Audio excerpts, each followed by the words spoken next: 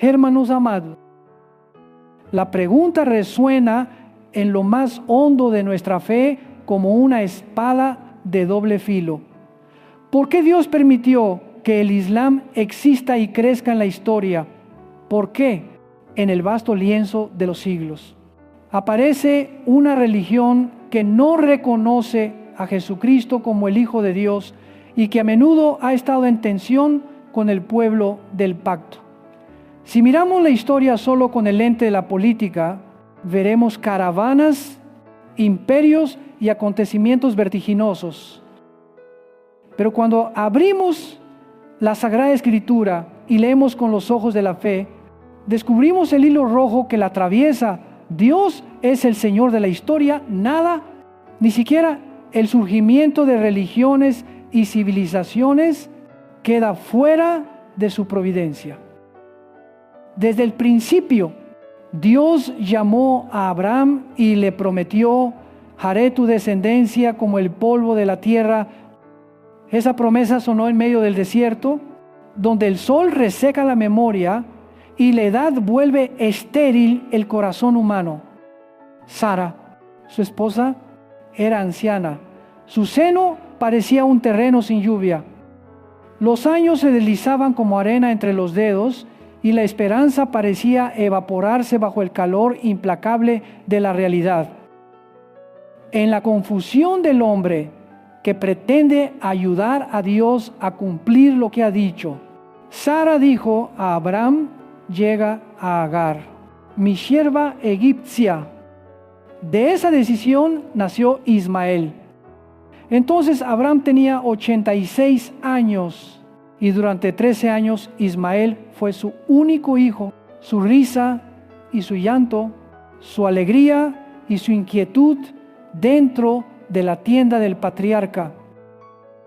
Pero Dios jamás olvida su palabra. Llegado el tiempo de la gracia, cuando toda posibilidad natural se había apagado como lámpara sin aceite, Sara concibió y dio a luz a Isaac, y Abraham cumplía 100 años. Isaac es el hijo de la promesa, el sello de lo imposible para los hombres, pero posible para Dios.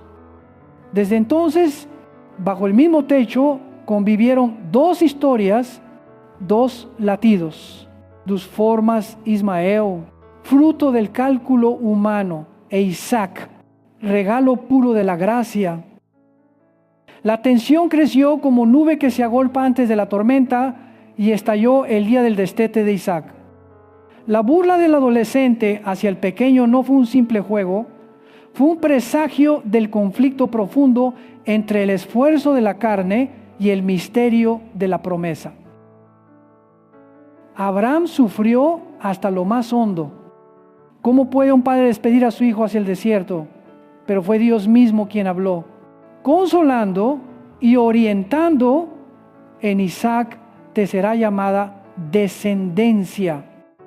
Y tranquilizó el corazón del padre, porque Ismael es hijo de Abraham.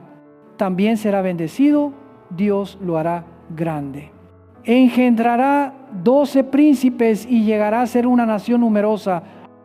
De madrugada, Abraham entregó a Agar pan y un odre de agua y los envió. El desierto de Berseba fue implacable. El agua se agotó, las fuerzas se acabaron. Agar recostó al niño bajo un arbusto y se apartó para no ver morir a su hijo. Pero Dios oyó el llanto del muchacho. El ángel desde el cielo llamó a Agar: no temas, porque Dios ha escuchado la voz del niño. Levántalo y sóstenlo, porque yo haré de él una gran nación. En ese instante se le abrieron los ojos y vio un pozo de agua ante sí. Aquella imagen quedó como un sello imborrable. La gracia de Dios brota en medio del desierto nacido de los errores humanos. Ismael creció, se hizo arquero y habitó desde Javilá hasta Shuf frente a sus hermanos. La Escritura enumera a los 12 hijos de Ismael, jefe de 2 tribus. Esos nombres y esos lugares no son ecos difusos, sino huellas trazadas en el mapa de la península arábiga, un mundo de tiendas y camellos, de estrellas que guían y de fogatas que crepitan cada noche. Su historia no quedó fuera de la mano de Dios. La promesa de una gran nación para Ismael fue resguardada, aunque la herencia del pacto pasaba por Isaac. Transcurrió el tiempo, Israel recibió la ley, edificó el templo y el Mesías apareció en medio de su pueblo. Mientras tanto, la descendencia de Ismael se multiplicaba en el desierto. Vivía del comercio y tejía rutas de incienso entre Oriente y Occidente. En ese contexto, Muhammad ibn Abd Ayá, nacido en la Meca, de la tribu de Quraysh. Su padre murió antes de su nacimiento y su madre falleció cuando aún era niño. Fue acogido y criado por su abuelo Abd al-Muttalib y luego por su tío Abu Uyalib. Creció con fama de integridad, honesto en el comercio y fiel a la palabra dada, por lo que los habitantes de la Meca lo llamaron Al-Amin, es decir, el digno de confianza. Al llegar a los 40 años, en el silencio de una cueva, dijo haber recibido de un ángel el mandato de proclamar que solo hay un Dios y que toda idolatría debía ser abandonada. Hasta entonces, la Kaaba, considerada un santuario antiquísimo, estaba colmada de ídolos. Se hablaba de 360 imágenes, como si cada día del año tuviera su divinidad. A partir de la proclamación del Dios único, una comunidad comenzó a reunirse, fue objeto de burlas y persecuciones y debió emigrar desde la Meca en busca de refugio a Yatrib, la ciudad que más tarde se llamó Medina. Tribus árabes frecuentemente enfrentadas encontraron un punto de convergencia no por sangre ni territorio, sino por la fe en un solo Dios. Y la rueda de la historia giró con rapidez. Años después volvieron a la Meca, los ídolos de la Kaaba fueron derribados y aunque el iniciador falleció poco después, la conciencia religiosa comunitaria jurídica que dejó consolidó tribus dispersas en un nuevo orden con libro, ley, ritos y dirección de culto. Desde aquí, hermanos, se percibe cómo la palabra de Dios a Agar en el desierto tomó cuerpo en la historia. Haré de él una gran nación. La descendencia de Ismael fue congregada, recibió una identidad común y un ritmo religioso disciplinado y siguió habitando frente a sus hermanos, en contacto permanente y en tensión, tal como la Escritura había dicho. Por eso, el surgimiento del Islam no es un accidente, ni un episodio al margen de la mirada del Todopoderoso, sino un capítulo dentro del misterio de la providencia divina en la historia humana. Pero la pregunta permanece ante nosotros como columna de nube en pleno día: ¿por qué Dios permite el Islam? ¿Por qué deja surgir una religión que puede desafiar la fe cristiana? A veces oponerse al pueblo de Israel. Hermanos, la respuesta no es única, pero ante todo, en esta primera parte contemplamos el primer motivo.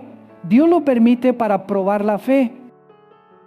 Desde los días de Moisés, la palabra advirtió que se alzarían voces, profetas y caminos con apariencia de verdad, para que mediante ellos Dios pusiera a prueba el corazón de su pueblo.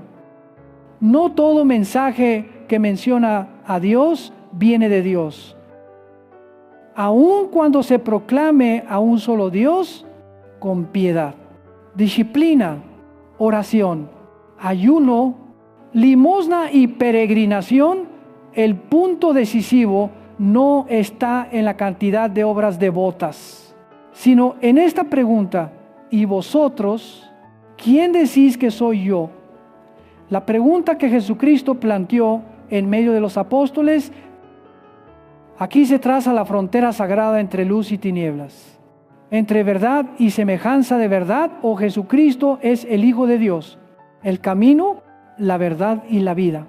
Y nadie va al Padre sino por Él, o el hombre puede, con esfuerzo religioso y ley, elevarse por sí mismo hasta Dios. En este punto, el Islam se convierte en una prueba singular, tanto para Israel como para la Iglesia. Para Israel es un recordatorio de que el pacto eterno pasa por Isaac, por la promesa de Dios y no por el esfuerzo humano. Para la Iglesia es un llamado a despertar, no perder el centro que es Cristo y no regresar a una religión de méritos. El Islam, con su acento en la sumisión, la disciplina y las prácticas sagradas, puede suscitar admiración en muchos cristianos, pero no debemos olvidar que la salvación no procede de las obras, sino de la gracia de Dios manifestada en la muerte y resurrección de su Hijo. San Juan lo dijo con toda claridad: quien niega al Hijo tampoco tiene al Padre. Es decir, confesar que hay un solo Dios es apenas el comienzo. Reconocer al Hijo es la puerta a la vida. Por eso, la prueba que Dios permite al poner ante la humanidad una religión grande, devota y disciplinada, obliga a nuestra conciencia a afrontar la pregunta decisiva: ¿buscamos a Dios como a un rey lejano, solo digno de temor, o como a un padre que se acercó, envió a su Hijo unigénito, asumió nuestra carne, fue crucificado por nuestros pecados y resucitó para darnos vida eterna? Hermanos amados, Dios respeta tanto la libertad humana que pone ante nosotros caminos realmente distintos. Si hubiese una sola opción, el amor dejaría de ser amor sin la posibilidad de rechazar. Nuestra adhesión sería mecánica. Dios permite la aparición de otras religiones no para confundirnos, sino para revelar lo que ya hay en nuestro interior. Quien ama la verdad va hacia la luz. Quien ama las tinieblas permanece en ellas. La existencia del Islam, con todo el atractivo de su disciplina y su fuerte conciencia comunitaria, se convierte así en un espejo donde se refleja nuestra fe. ¿Nos apoyamos en la gracia o confiamos en nuestras obras? Recordemos la casa de Abraham. Allí había 2 hijos, 2 promesas, 2 corrientes. Ismael no fue rechazado por Dios, fue bendecido, preservado en el desierto y recibió la promesa de una gran nación, pero la herencia de la salvación, la promesa que conduce al Mesías, pasa por Isaac. Esto nos enseña 2 verdades a la vez. Primero, la misericordia de Dios es inmensa, hace salir su sol sobre justos e injustos. Segundo, su camino de salvación sigue siendo único e insustituible, puesto en el Hijo de la promesa. Por tanto, al contemplar el Islam, no somos indiferentes ni soberbios, respetamos la dignidad de toda persona, pero al mismo tiempo adoramos y proclamamos un solo nombre que salva: Jesucristo.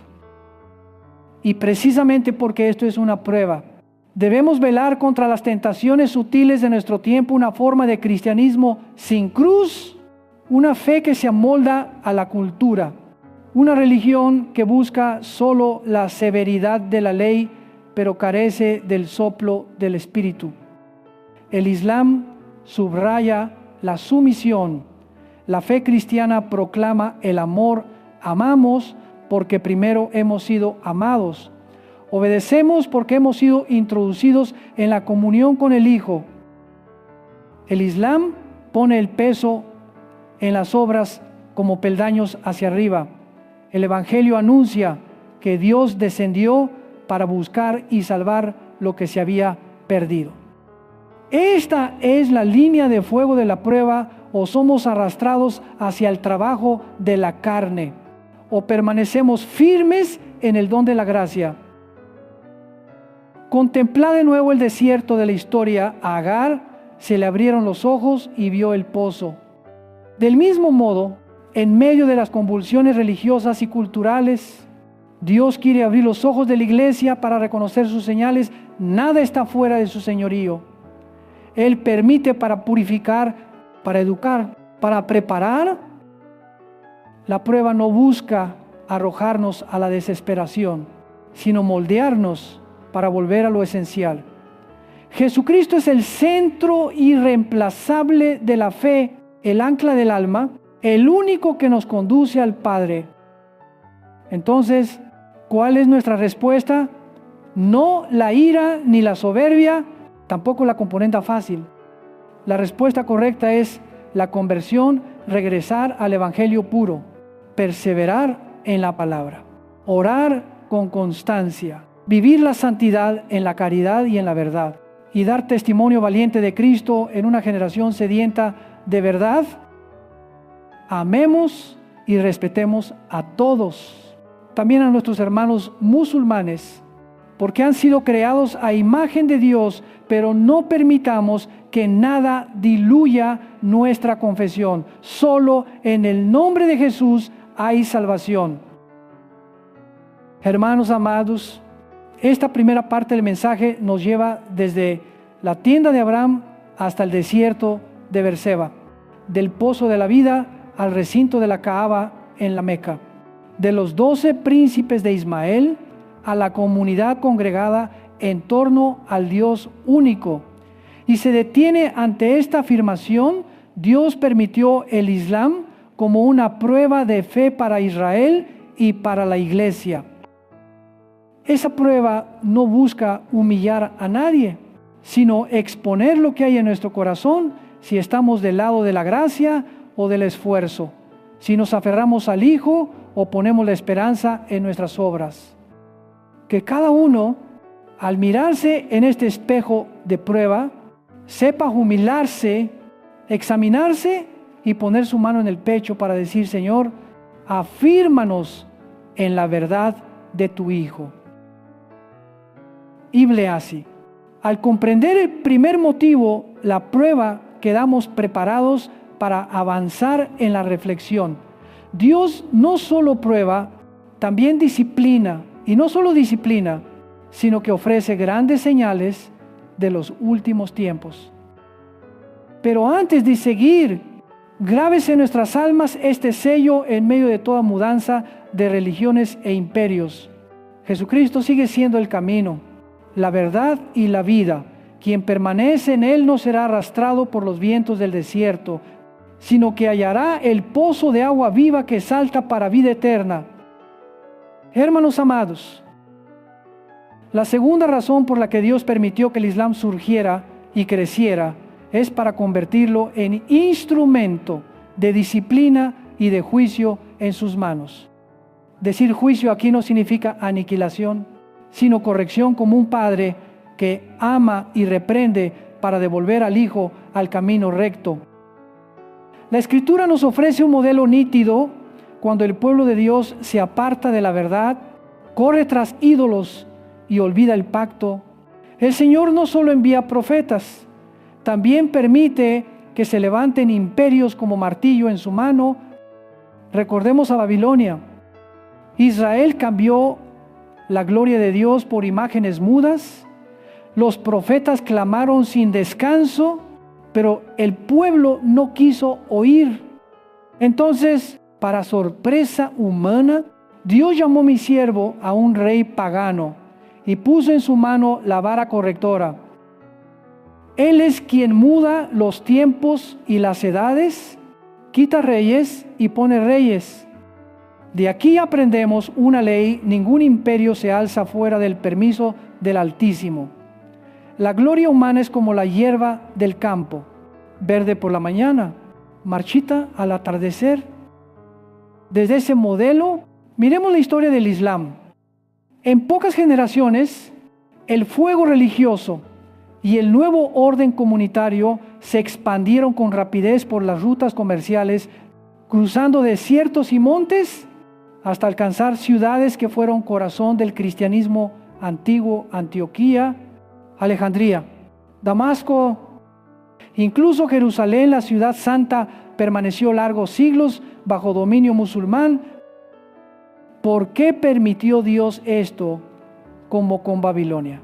Fue una advertencia dolorosa para Israel.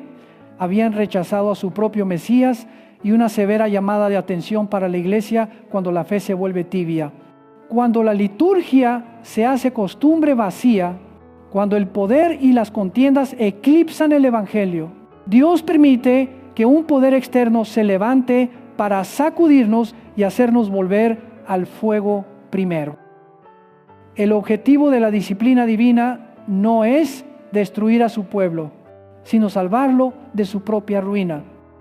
Cuando una comunidad de creyentes pierde la vida de la palabra, busca en ritos vacíos y en política eclesial una seguridad ilusoria. Cuando el fuego del Espíritu se apaga, se pide prestada fuerza humana para mantener las apariencias. Precisamente en tal época, el Islam se yergue como espejo una comunidad con disciplina, con ley, con ritmo común, con fervor religioso. Y la iglesia, debemos preguntarnos, ¿seguimos amando la verdad al punto de pagar el precio por ella? ¿Seguimos proclamando la cruz como poder de salvación? ¿O hemos sustituido el evangelio por una moral social complaciente? La disciplina que viene de Dios persigue un fin único: llevar a su pueblo de vuelta a Cristo, al centro inmutable de la fe. Pero así como Babilonia cayó, Persia fue quebrantada y Roma se desmoronó. Todo imperio humano termina por pasar. Esto nos conduce a la tercera razón. La decisiva: Dios permitió el Islam como señal profética de los últimos tiempos. La Biblia no solo narra el pasado, traza el mapa del futuro, donde naciones y bloques de poder participan del desenlace de la historia humana. Los profetas anunciaron alianzas extensas, ejércitos convocados contra Israel y contra el Cristo.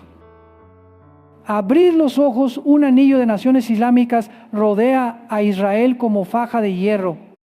No es solo geografía, es el reloj profético en marcha. Las visiones antiguas mencionan nombres que suenan lejanos: Persia, Kus, Fut, Togarma. Superpuestos sobre el mapa contemporáneo, reconocemos regiones que hoy ocupan países del Medio Oriente, del norte de África y de Anatolia.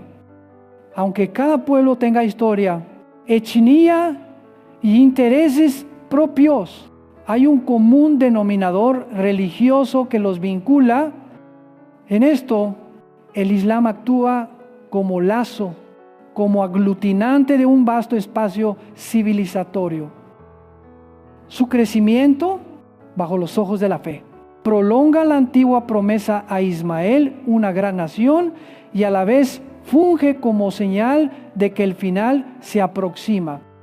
Cada vez que el Medio Oriente arde, cada vez que los noticieros vuelven la mirada a Jerusalén, el latido de la profecía se oye con más fuerza en el pecho de nuestra época. La señal no está solo en el mapa, resplandece en la colina santa. El monte del templo en Jerusalén, lugar más sagrado para el pueblo judío, está hoy coronado por 2 edificaciones islámicas prominentes. Esta imagen es un símbolo pedagógico de la historia de la salvación, la ciudad santa hollada por gentiles hasta que se cumplan los tiempos de los gentiles. No es para avivar odios, sino para recordarnos que el plan de Dios avanza con su propio ritmo. Al contemplarlo, el creyente no debe caer en la desesperación, sino leer el escrito en la pared de nuestro tiempo: estad despiertos, porque la historia se acerca a encrucijadas ya anunciadas. Hay, oh Demash, una señal más honda espiritual. La palabra enseña por medio de los apóstoles que quien niega al Hijo tampoco tiene al Padre. Desde el origen, la flecha envenenada del enemigo apunta al núcleo de la fe, la persona de Jesús, Hijo de Dios, muerto por nuestros pecados y resucitado para la vida eterna. Todo sistema religioso que niegue este centro, aunque afirme un Dios único, permanece bajo el hálito de la mentira del tiempo final. Por eso, cuando una religión global de enorme alcance rechaza la filiación divina de Jesús, se vuelve señal del vendaval de engaño que envolverá a las naciones en el tramo último de la historia. La Escritura declara que Satanás saldrá a engañar a las naciones para reunirlas a la batalla. La presencia del Islam en todos los continentes lo convierte en pieza significativa de ese cuadro. No obstante, no nos equivoquemos a afirmar que el Islam es señal, no autoriza a denigrar ni a odiar a los musulmanes. Toda persona porta la imagen de Dios y merece respeto. Lo que discernimos es un sistema ideológico que niega al Hijo, no a las personas. Precisamente porque amamos a las personas y buscamos sus almas, la Iglesia debe proclamar el Evangelio con humildad y lágrimas. La salvación no es un premio al virtuoso, sino un don de la gracia para quien se arrepiente y confía en Cristo. A la luz de esto, la señal del Islam nos obliga a volver a la práctica de los que velan. Primer paso, dejar que la palabra ilumine el alma, leerla, no para ganar discusiones, sino para rendirnos a la verdad, de modo que Cristo gobierne mente y afectos. Paso siguiente, renovar la oración, no rezos mecánicos, sino diálogo vivo con el resucitado, hasta que el Espíritu avive el fuego del amor. Paso final, regresar a la misión, dar testimonio de Jesús con humildad y poder, amar al prójimo, servir al que sufre, vivir la santidad en una cultura confundida, para que viendo vuestras buenas obras glorifiquen al Padre. Atended, prueba y disciplina divinas caminan juntas. Dios prueba para manifestar lo que hay en el corazón, disciplina para enderezar lo torcido y da señales para guiarnos en los días finales. Si solo vemos la prueba y no leemos las señales, nos perderemos. Si solo miramos la disciplina y no vemos el amor del Padre, nos amargaremos.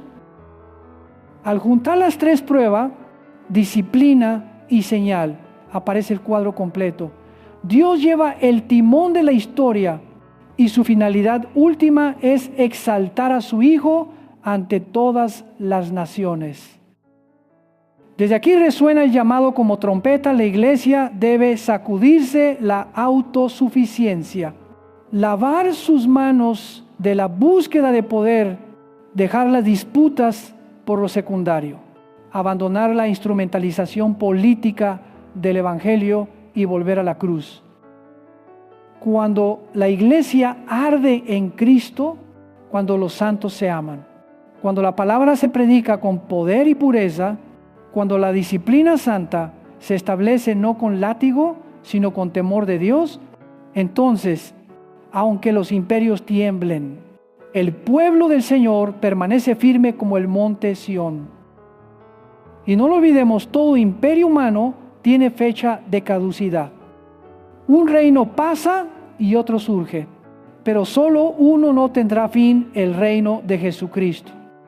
Aun cuando un sistema religioso político parezca poderoso y expansivo, no es más que una ola que se levanta por permiso del Creador y se abate cuando Él pronuncia una palabra. Por eso, no tememos ni nos dejamos deslumbrar. Leemos las señales con sobriedad, perseveramos en la esperanza, abundamos en buenas obras y aguardamos al Señor. Permitidme resumir el hilo de esta segunda parte.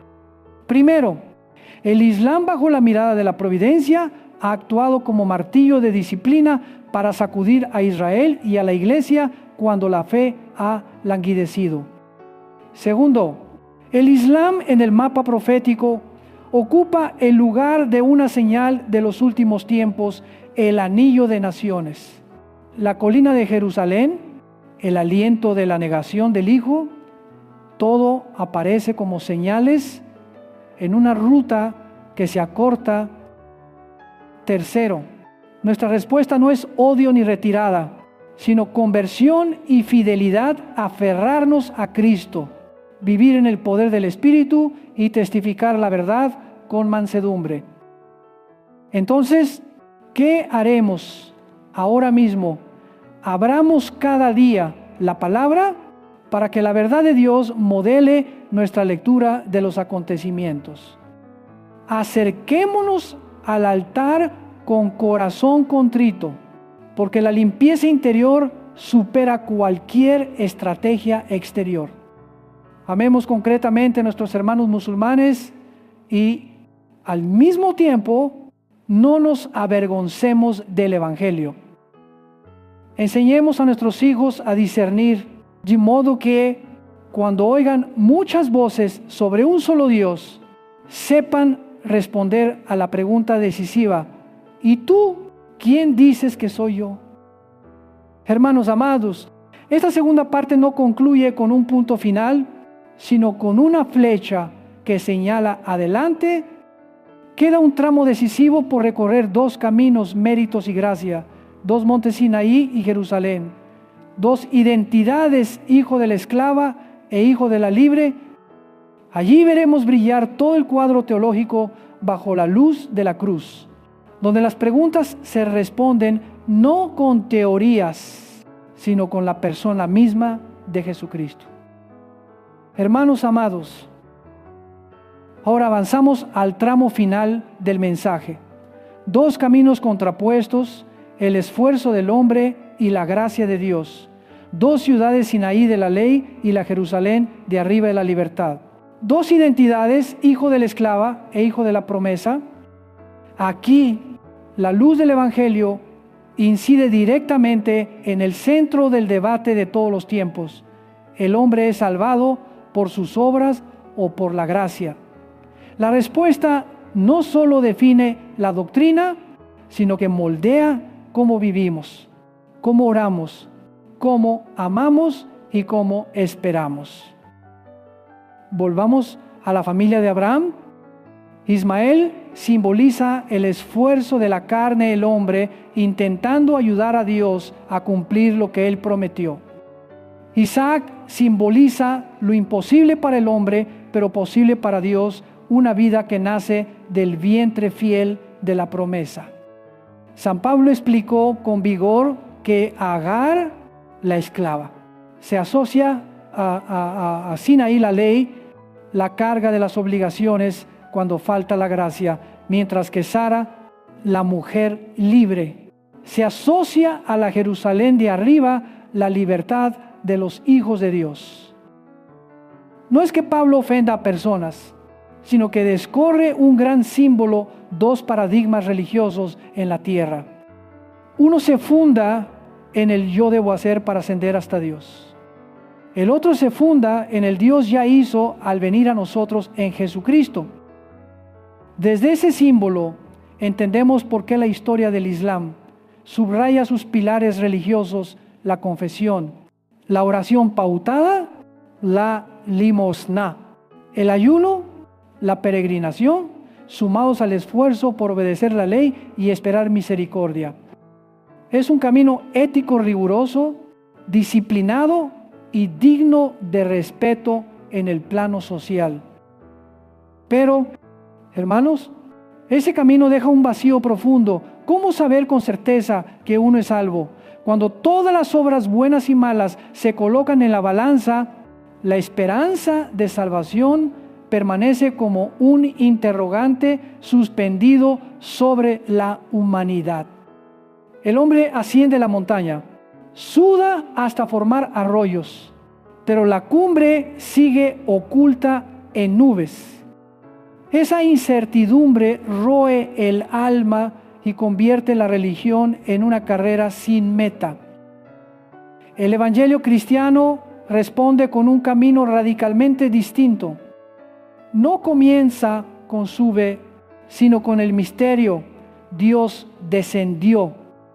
El Verbo se hizo carne y habitó entre nosotros. Asumió nuestra debilidad. Se inclinó sobre la herida humana y en el Calvario pronunció la palabra definitiva: consumado es. Es el sello del rey que paga la deuda de sus vasallos. Desde ese instante, la salvación no es un trofeo para el meritorio, sino un regalo para el que cree. No porque lo merezcamos, sino porque el Salvador nos rescató a precio de sangre. Las buenas obras siguen siendo necesarias, pero como fruto de la salvación, no como la escalera con la que pretendemos trepar al cielo. Escuchemos la voz de la conciencia. Todos sabemos que es una deuda impaga. Hay deudas que no se saldan con dinero, solo con la vida misma. El pecado de la humanidad es esa deuda. Ninguna ristra de rezos, ningún calendario de ayunos, ninguna peregrinación puede tender un puente sobre el abismo entre el hombre y Dios. Solo la cruz donde el Hijo de Dios fue crucificado y resucitó erige el puente eterno. Por eso, cuando el Evangelio afirma: por gracia sois salvos mediante la fe, no es un eslogan, sino la verdad que libera a los que cargan con el peso de una ley sin gracia. Desde aquí, la frase de Sara en la vieja historia resuena como un veredicto teológico: echa fuera a la esclava y a su hijo, porque el hijo de la esclava no puede heredar con el hijo de la libre. Suena tajante si se le entiende en clave personal, pero como alegoría, proclama que la religión del mérito no puede coparticipar la herencia con el evangelio de la gracia. Un lado dice: yo haré, yo subiré, yo demostraré. El otro dice: Dios lo ha hecho, yo recibo y camino en gratitud. Son dos caminos que no se mezclan, porque nacen de dos fuentes, carne y espíritu, y conducen a dos fines distintos: autoexaltación y gloria de Dios. Iglesia, no creas que esto es mera discusión académica. La tensión entre Ismael e Isaac ha cruzado la historia como una corriente subterránea. El hijo, según la carne, persigue al hijo de la promesa, no solo entre religiones, sino dentro del corazón de cada creyente. Yo, cada día, soy tentado a regresar a una ley sin gracia, a medirnos a nosotros y a los demás por la tabla de méritos, en vez de vivir en la libertad de la gracia. Por eso, la verdadera batalla se libra en nuestro interior, o respiramos el aliento del Espíritu, o jadeamos bajo el agobio de un deber sin amor.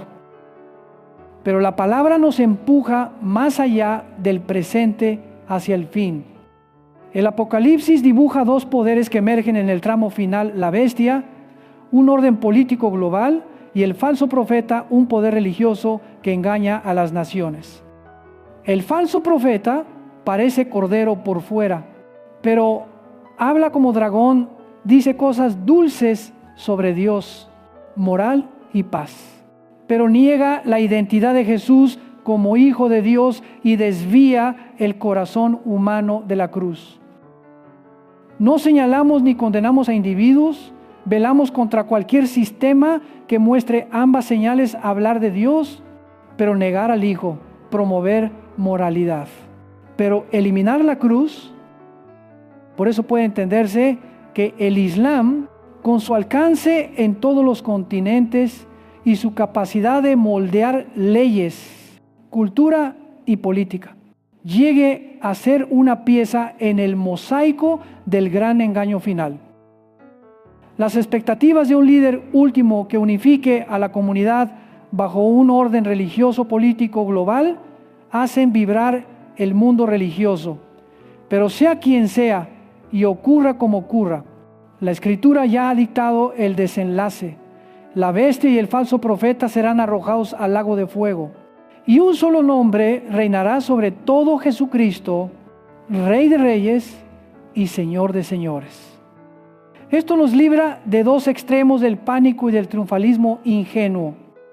Permanecemos firmes en la esperanza cierta del Evangelio.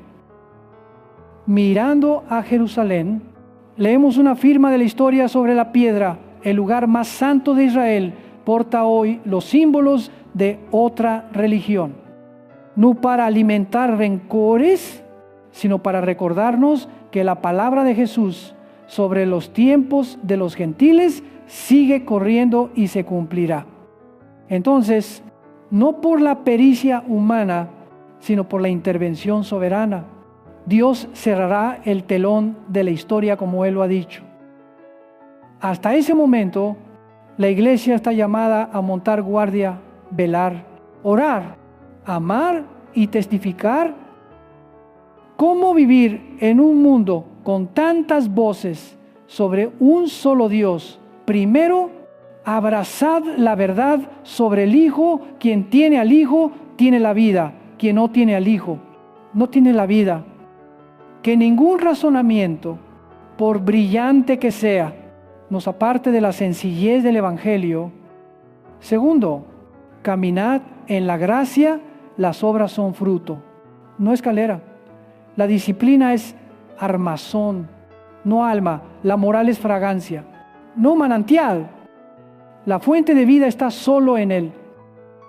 Tercero, amad y respetad a todos, especialmente a nuestros hermanos musulmanes. Han sido creados a imagen de Dios, anhelan la verdad y necesitan ver en nosotros una vida santa, humilde y colmada de amor, no un corazón altivo.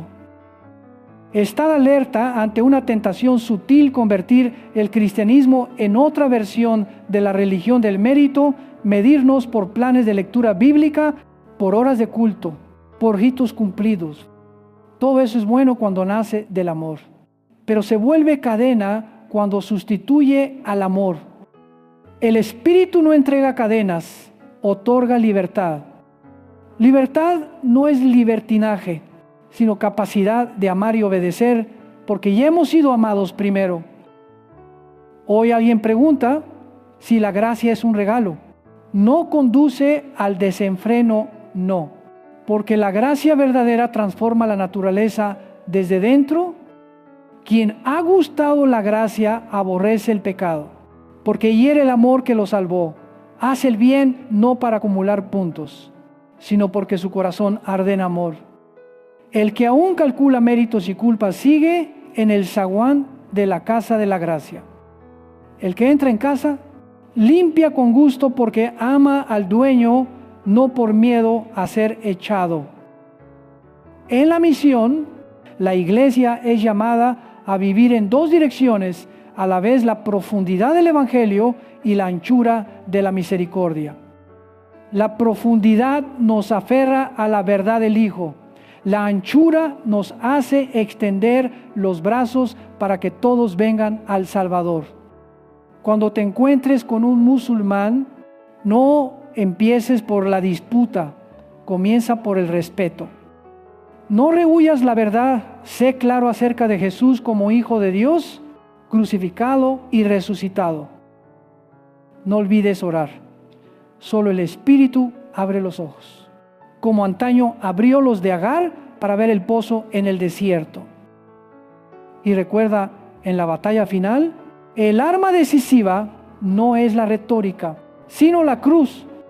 El diablo no tiembla ante debates, sino ante una vida santa sometida a la autoridad de Cristo.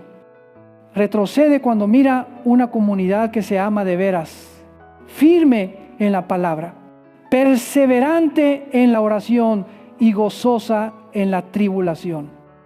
Ese es el signo del reino inconmovible. Hermanos amados, 3 razones han quedado nítidas.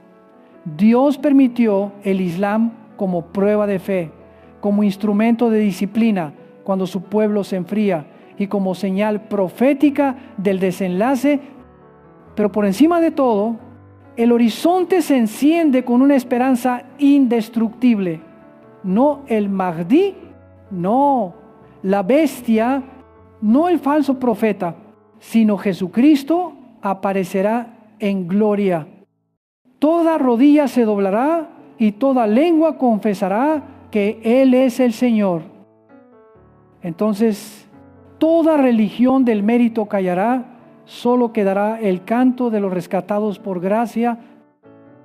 Hoy, antes de salir del lugar santo, que cada uno ponga la mano en su pecho y escoja de nuevo el camino, el del esfuerzo o el de la gracia, el de la carne o el del espíritu, el que dice yo hago o el que dice Dios lo ha hecho.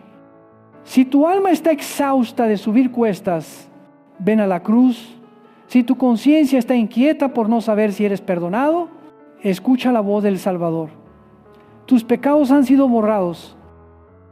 Si temes ante los temblores globales, alza la vista al Rey de Gloria. El poder y la gloria son suyos. Padre Santo, te damos gracias porque revelaste la verdad en tu Hijo amado. Líbranos de la religión del mérito y devuélvenos al Evangelio de la gracia. Derrama tu Espíritu sobre la Iglesia para que, velando en los últimos tiempos, demos testimonio con valentía, amemos a todos y aguardemos con perseverancia la manifestación gloriosa de tu Hijo. Ten misericordia de nuestros hermanos musulmanes y de todos los pueblos. Ábrele los ojos para ver que el pozo de la salvación es Jesucristo, a fin de que todas las naciones entonen un cántico nuevo al Cordero. Te lo pedimos en el nombre de Jesucristo, nuestro Señor. Amén.